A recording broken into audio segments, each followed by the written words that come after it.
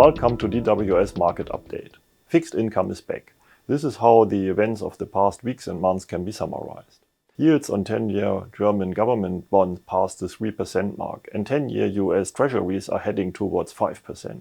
Just to remind you, 3 years ago, 10-year treasury yields were below 1%, and you didn't get any interest on bonds. You had to pay. What is the reason for this rapid rise in interest rates? Well, initially it was inflation expectations that drove yields. The strong rise in prices made investors also expect high inflation in the future and naturally led to higher demands for the interest on their securities. Now, however, inflation rates in the US and in the euro area have long since peaked. Inflation expectations for the next 10 years barely moved for more than a year.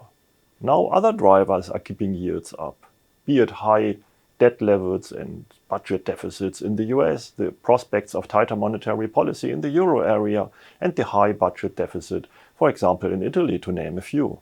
What does this mean for investors? It is difficult to predict how long interest rates will remain at this high level or whether they will even rise further.